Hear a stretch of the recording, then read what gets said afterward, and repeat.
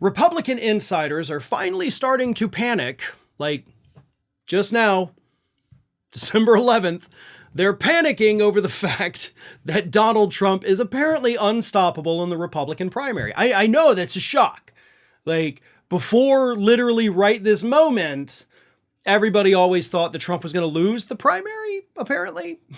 But no, these Republican insiders, including current and former lawmakers, are starting to sound the alarms because now the reality has set in that they are totally screwed. Let's start with Mitt Romney. Mitt Romney had this to say: if virtually all the GOP governors and senators were to say they would not support Trump, even in the general, I don't think his poll numbers would be harmed at all. They might even get better. I think the MAGA base dislikes our elected elites as much or more than they dislike the Democrats. You have Governor Sununu of New Hampshire, who's a little more optimistic. Sununu thinks there's a way. Sununu had this to say: I think when these dominoes start to go, that's why I'm still very much a believer that Trump very well could lose New Hampshire, because I do see how the dominoes go, and when they go fast. Okay, there's literally no New Hampshire polling that shows that Donald Trump is in danger, Chris. So I know it's your state. You know it a lot better than I do. I've never even been to New Hampshire. But I don't know why you sound optimistic about him losing your state. Do you not know that polling exists? Because it does, and it says that Trump's going to win that state.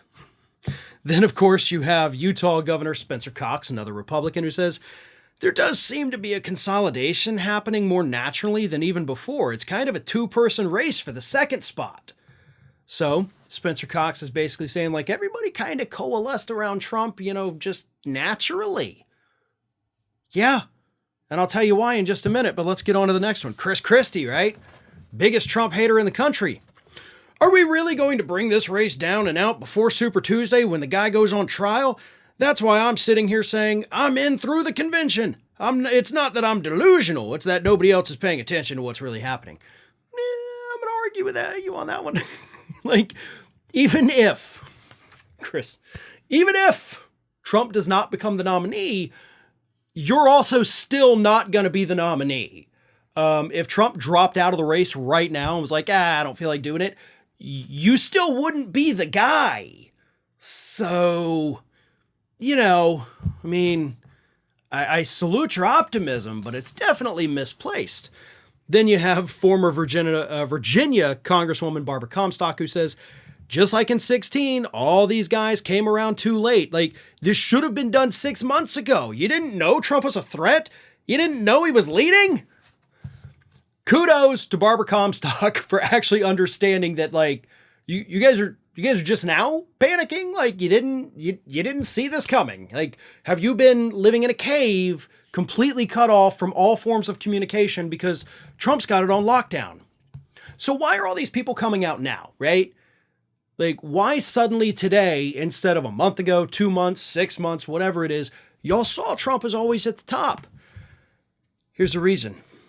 According to the math, Donald Trump will not even have the opportunity to be convicted in the first criminal trial that he faces next year, which, of course, is the one with Judge Tanya Chutkan. So it's the biggest one, really, aside from Georgia. I think Georgia's actually bigger. But anyway, he can't even be convicted for that. That trial will not conclude until after enough states have already voted in the Republican primary for Trump to clinch the nomination.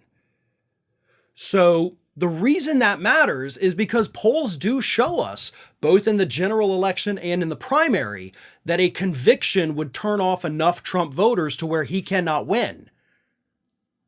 But the conviction won't happen until enough people have already voted that would give him the nomination no matter what. So that's why they're panicking now. They see what's happening. They see what's coming. They know he's not going to survive the trial, without a conviction. And they realized there's nothing we can do. But as I said, and get back to that point, like, they're coalescing around him quicker than usual, Spencer Cox said. Yeah. You know why?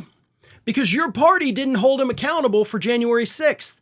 Y'all had the opportunity in the Senate to convict him during that second impeachment. All of this would have been done. You could have brushed him aside and moved on with your party. But y'all as a party chose not to do that. The RNC has made it clear they will stand by him. They won't even pass a resolution saying somebody with a criminal conviction can't be their nominee. Everybody got behind him because nobody held him accountable because you were all scared of a man that had no power at all. That's your fault. So sorry you're stuck with a creep, but you really did it to yourselves.